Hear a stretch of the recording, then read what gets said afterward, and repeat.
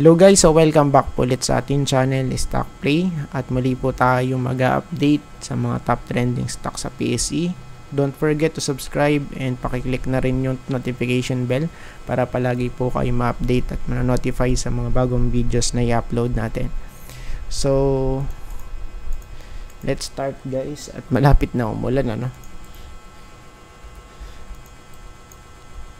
Ayan, tapos meron tayo mamayang second video. Then, pwede rin kayong mag-comment sa mga stock request nyo. Ayan. So, maghintay lang kayo guys, ano, kasi niipon pa natin eh. And minsan, talagang, ano, no, nagtatagal. Ayan. Unahin natin yung DD. So, right now, nasa resistance to. Kung titingnan natin sideways dito guys eh. Ayun o. Sideways. Tapos then breakout. Okay. Tapos throwback. Ayan. So medyo nag throwback dito no. Then bounce. And right now is medyo namumula. So it means since naka-weekly kasi tayo rito, ayan, para makita natin yung overall trend, ano, pwede itong bumalik dito sa 11.2. And right now, yung close niya nasa 11.9, ano. Yung support andito guys sa may green box. Ayan. So, pagka-chinek natin to, tingnan natin, okay. So, meron dito ano, bounce, tapos, yun nga, slight rejection. Pero sa tingin ko, pwede tayong bumalik sa may support eh. Ayan, so far naman, maganda itsura ng chart niya, no? From here, 6.9, 6.89, and right now, nasa 11 na tayo. So, almost 12, no? Sa daily chart, check natin 200 day malayo ano. So for me mas safe kung ano, kung malaglag muna to dito sa may support. Ayan, so malapit sa 11.25.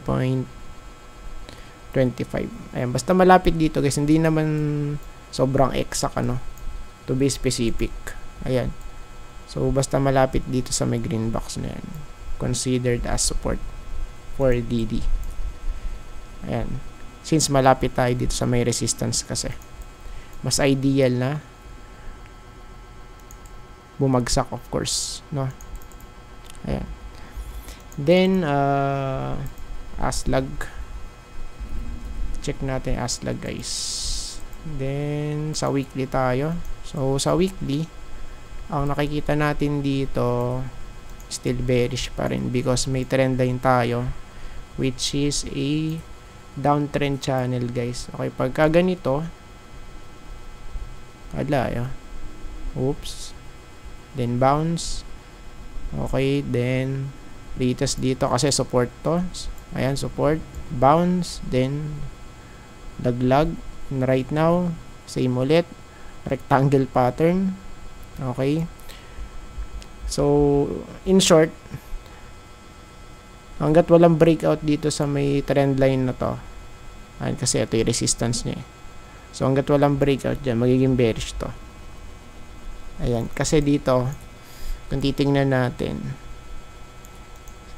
sideways to eh. Ayan o. So, ito yung kanyang resistance sa 1.09 or kung magra-round off tayo malapit sa 1.1 ano. Tapos yung support, so I think andito. Ayan, so kunin natin yung mga wicks na to no. Ayan. So since wala pa rin, no breakout, tapos sideways pa to, medyo alanganin guys no. Ayan no. Okay. So, medyo alanganin pa rin to. Then, sa daily, save lang din dito. Ayan. For me, mas safe kung mag-breakout to, no? So, breakout, then, of course, pullback, then push. Ayan. Pero so far, kung titingnan natin, hindi pa, wala pa. Okay, wala pang play na ganun, ano? And overall, 200, pabagsak din. Ayan, no? Okay, nakaparallel lang dito sa ano natin sa may trend. Wala, bearish to, guys. Aslag. Ayan. No, next, APX. Tapos, weekly tayo. Okay, so for this one, support. Tapos, right now, malapit sa resistance, nasa 4.15 lang yung resistance natin sa may green box na to, no? Okay. So, sa ngayon, pagka kasi ano to, pagka bumaloktot ulit at yung ating RSI is nagpunta ulit dito, revisit sa overbought area. So, it means dapat eto mag-breakout, no? Breakout, tapos mahit yung next resistance, of course. So, possible ito 4.75, let's say 4.7 na lang. Ayan, 4.7. So, bakit dun? Of course, ayan, para magkaroon ng divergence, no? So far kasi pwede pa rin to mag-rally. Even though na kung titingnan natin yung chart, medyo mataas na kasi ito, no, diba? Ayan. So from here, tapos hanggang dito 500%, pero still pwede pa rin. Ayan, so pwede pa rin mag-extend to, guys, no, for APX. So yun nga lang, since malapit kasi sa may ano sa may resistance, pwede rin itong ma-reject at bumalik dito sa may support 3.775. So at least dito, guys, sa may green box. Ayan, no? So next natin is Lotto.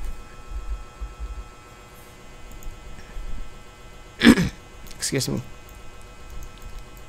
Lotto, for this one, kung titingnan natin, ano, so sa big picture, ang next target natin dito kasi 5.97, malapit na sa 6, no? Ayan, so ito itsura niya. And right now, nasa support. Okay, malapit dun sa may support 4.95. Ayan, sa may green box na to. Tignan natin, ano? Ayan, kasi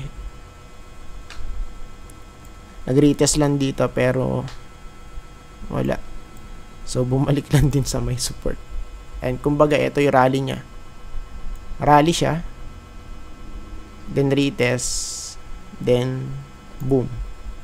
Pull back, ano, for now. Tingnan natin kung mag-hold, guys. So, dito ba or dito? 4.5 kasi yung next, 5, 5 at least, 5, tapos yung next 4.5, no? For Lotto. Ayan. Since nakatingin tayo sa weekly, i-check din natin sa daily. So, sa daily, medyo nakabaluktot, pero still nasa support.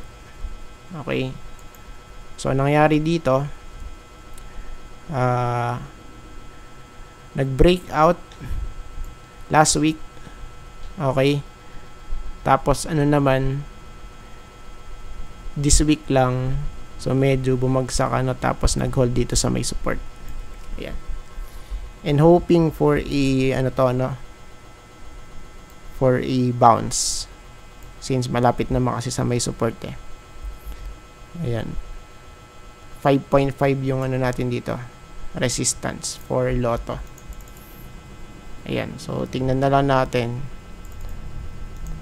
Pero still ito yung ano natin dito, yung next support 4.55 at least dito. Ayan. So far naman kasi medyo bouncy ano. Ayan o, diba? So medyo bouncy siya. Ayan, next plus, so medyo mabagal tayo ngayon. Hirapan ako magsalita. Weekly. For plus naman, for me, pwedeng ano to, mag-breakout Ayan, kasi halos wala nang ano dito, no? Ayun, no? So, halos wala nang problem. Okay. So, abot kamay na yung breakout dito. And, of course, pwedeng mag-print ng panibagong new all-time high for plus. Ayan. Then, sa ano natin, sa daily, nung Friday nag-retest pero hindi na sustain ano. Ayan. Sa gawing baba nag-close right here. And tingnan natin bukas kung ano mangyari dito. So just in case na mag-trending ulit to, edi masasama natin at ma-update natin ulit. So retest, wala, failed. Retest, failed. Ayan, pero nakabalik ulit, ang bilis, no? Then retest ulit. Ayan. So tingnan natin kung bukas ay babalik sa may support. So dito at least sa 13.9 kasi medyo alanganin yung close ayun no, sa 14 point something pa. So at least dito sa may 13.9. Ayan. So sa area na to, no? So pag bumagsak, tignan natin kung mag-hold tapos bounce, no? Ayan. So tingnan natin yung play na ganun, or yung isa pa, second option, pitikin ulit dito for breakout, no? Ayan. Then yung last ENX.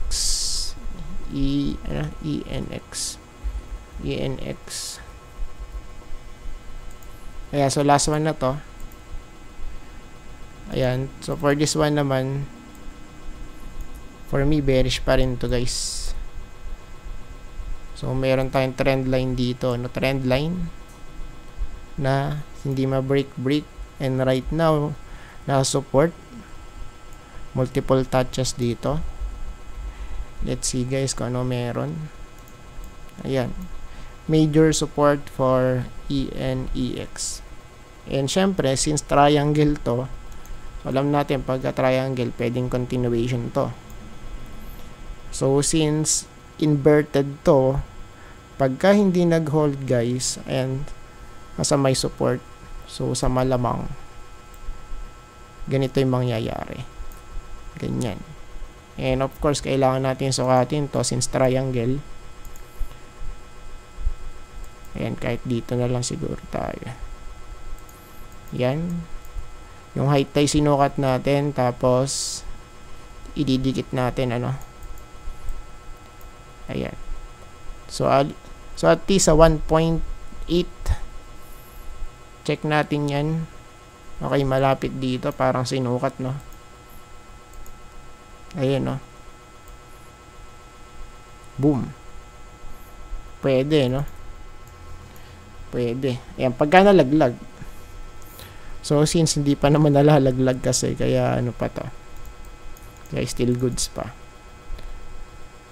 Pag lang nalaglag kasi overbought na rito ito